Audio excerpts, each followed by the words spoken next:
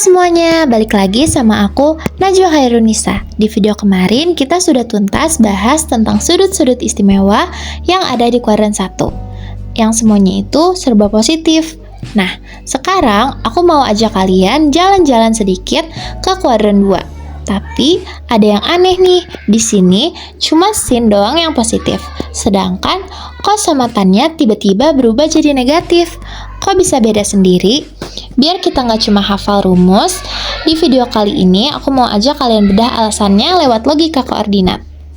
Yuk, langsung aja kita bahas. Nah, sebelum kita bahas lebih jauh, aku mau ajak kalian buat ingat-ingat lagi rumus dasar yang biasa kita pakai. Mungkin kalian udah pada hafal ya sama singkatannya Demi, Sami, dan Desa. Cuman, buat nyegerin ingatan kita lagi, sin itu perbandingan sisi depan dan miring, cos itu samping dan miring, dan tan itu sisi depan dan sisi samping.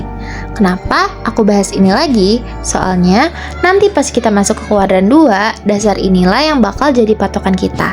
Jadi, pastiin kalian udah hafal banget sama bagian ini, biar makin gampang ngikutin penjelasan selanjutnya. Nah, sekarang bisa kalian lihat di gambar, di situ ada 4 kuadran. Tapi, sekarang kita fokus ke posisi sumbunya dulu. Di kuadran 1, posisinya itu kan ada di kanan atas, berarti sumbu X-nya positif dan sumbu Y-nya juga positif. Makanya, semua nilai trigonometri di sini nggak ada yang negatif. Tapi, coba lihat pas kita geser ke kuadran 2. Di sini posisinya ada di kiri atas.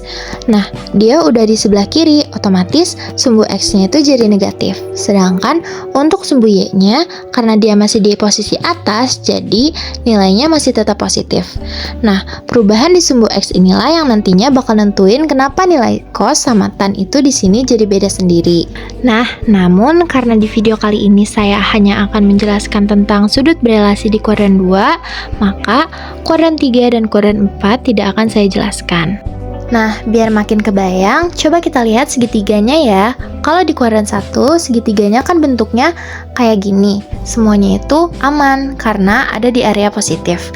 Tapi, pas kita pindahin segitiganya ke kuadran 2, bentuknya itu jadi kebalik atau mencermin ke arah kiri. Siku-sikunya tetap menempel di sumbu X, tapi lihat deh, posisinya itu sekarang sisi sampingnya itu X karena segitiganya kan udah pindah ke sebelah kiri. Otomatis sisi sampingnya itu sekarang ada di area X negatif. Selanjutnya sisi depannya atau Y itu tuh karena segitiganya itu masih tegak ke atas, jadi sisi depannya itu tetap positif. Selanjutnya sisi miring. Sisi miringnya itu kita anggap saja jadi R. Ingat bahwa sisi miring itu nggak peduli segitiganya pindah kemana, nilainya itu bakal selalu positif.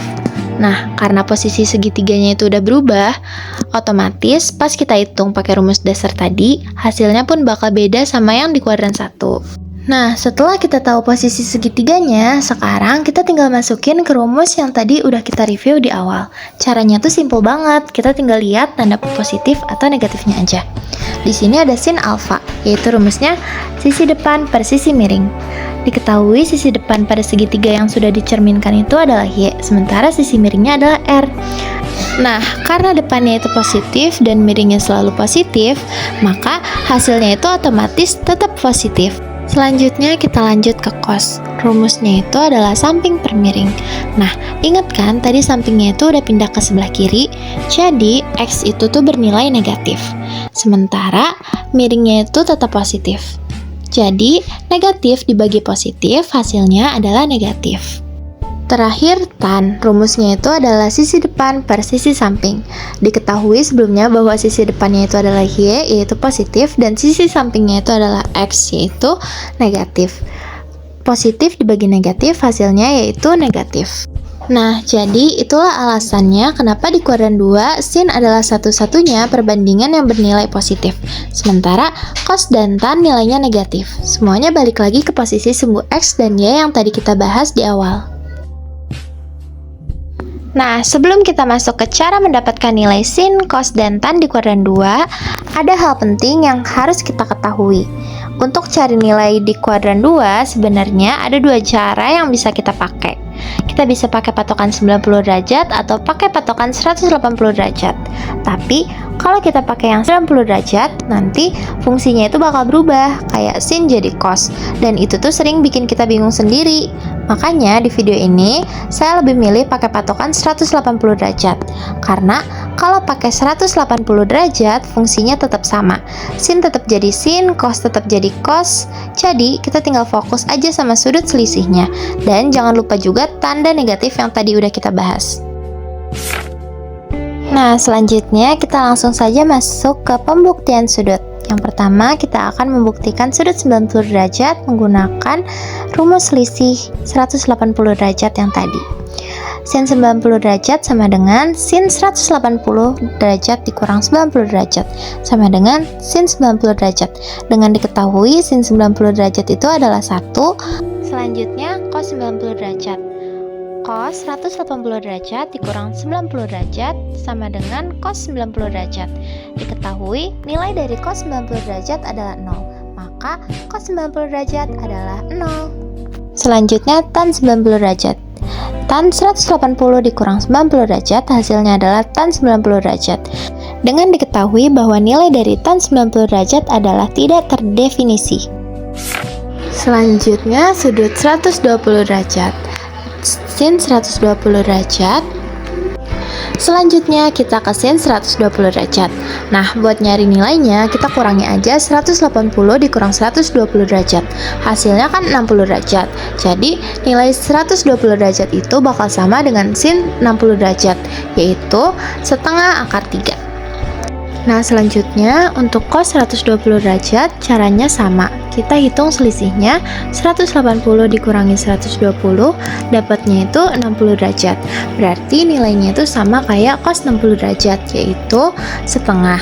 Tapi karena ini kuadran 2 dan kita lagi bahas cos, jangan lupa kita harus dikasih tanda negatif. Maka cos dari 120 derajat adalah min 1/2. Terakhir untuk tan 120 derajat caranya masih sama. Kita cari selisihnya dulu, 180 dikurang 120, hasilnya 60 derajat. Jadi nilai tan 120 derajat ini bakal sama dengan tan 60 derajat, yaitu akar 3. Tapi ingat lagi, karena di kuadran 2 cuman sin yang positif, berarti tan nilainya harus negatif. Jadi hasil akhirnya adalah min akar 3. Oke, sekarang kita pindah ke sudut 135 derajat. Masih pakai cara yang sama, kita cari dulu selisihnya dari 180 derajat. Jadi, 180 derajat dikurang 135 derajat hasilnya adalah 45 derajat. Nah, angka 45 derajat inilah yang bakal kita pakai. Untuk sin 135 derajat, nilainya bakal sama dengan sin 45 derajat, yaitu setengah akar 2.